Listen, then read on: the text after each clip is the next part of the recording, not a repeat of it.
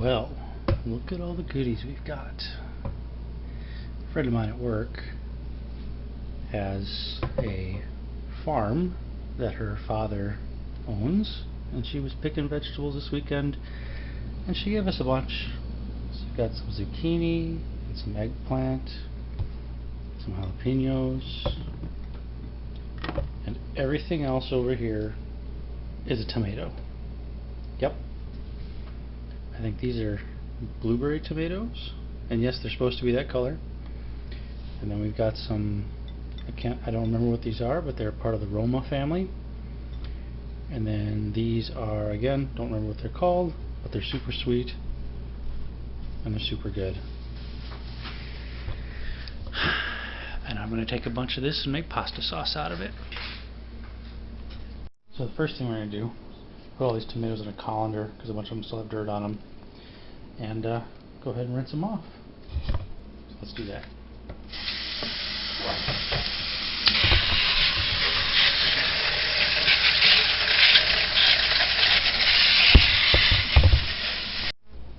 Okay, so I got most of the loose dirt off. There's still some embedded in there, but not a whole lot I can do about that.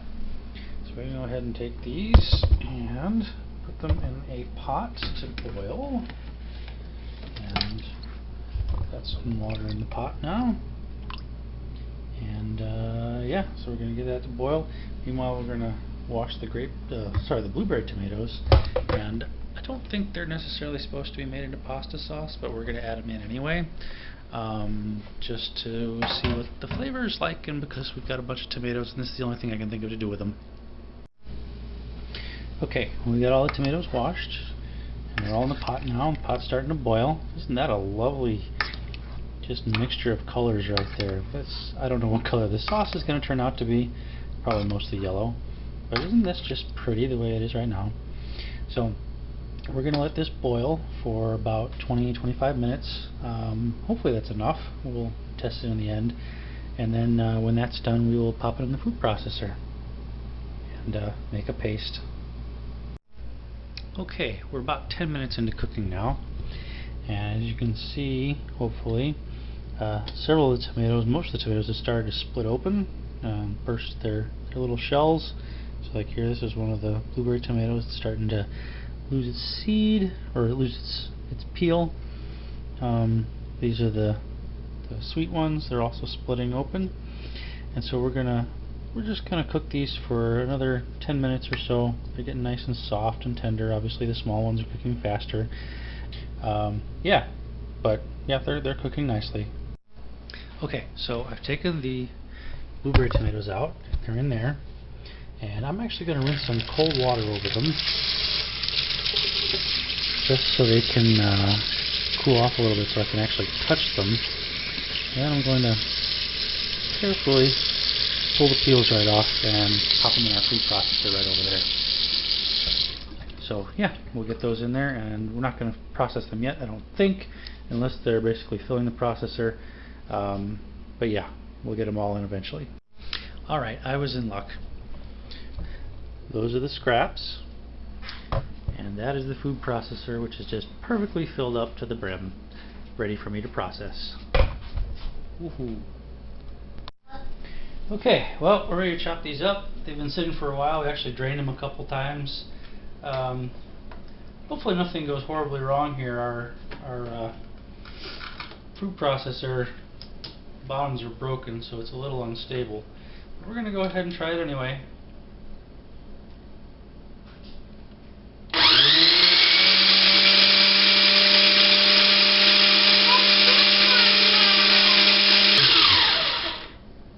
Well, I think that made tomato puree. Just not your normal yellow color. Tastes good. Alright, so now that that's made, and it looks like squash puree just because of the tomatoes we used, we're going to go ahead and start making the pasta sauce, which is garlic in a pan, and then the tomato puree, and then a little sugar, which we might not actually need the sugar because there's some sweeter tomatoes in there, and then mix that around. Usually I'd add water, but this is not going to need water. And let's see, add some Parmesan cheese, And that's about it. Maybe a little salt. I'll let you know how that goes. Alright, so we've got our pot here. We've got our Lincoln having dinner. And so to that, we add the equivalent of probably 4 or 5 cloves of garlic there, because we got a lot of tomato paste. So go ahead and let that start to simmer. Alright, now that the garlic's simmering a bit, go ahead and throw in the tomato paste. And yeah.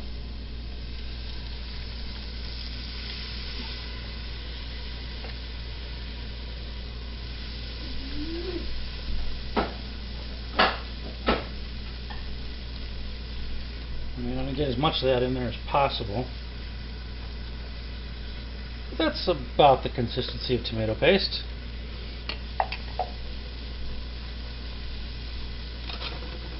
Turn it around.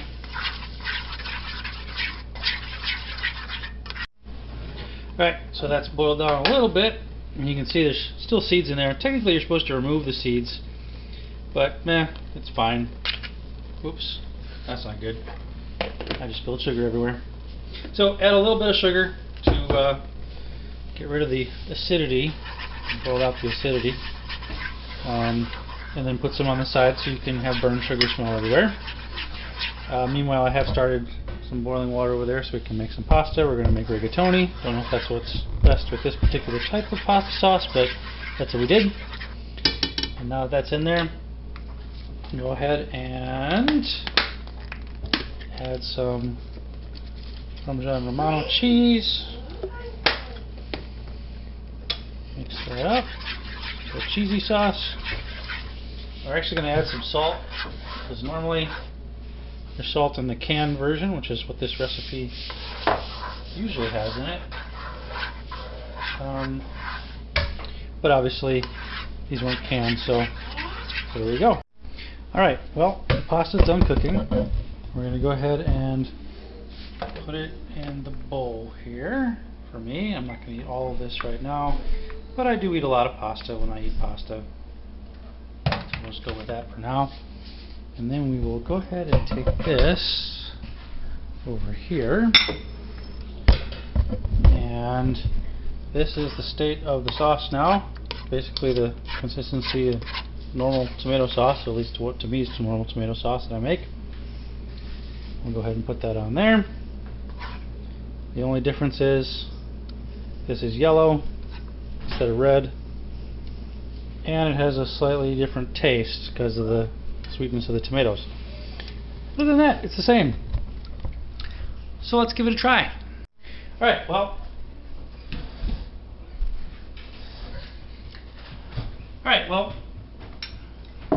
mix it up with some cheese. I think there's enough sauce on here. Has about the right consistency. It smells right. Just looks weird. But let's give it a try. Yep, that's tomato sauce. You can definitely taste the different tomatoes in there.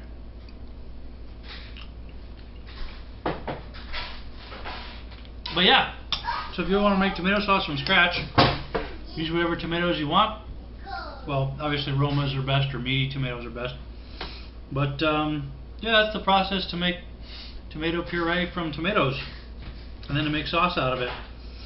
So hope you enjoyed this. Leave comments, like and subscribe if you're up for that, and if you want to hear more of Lincoln's antics and our antics.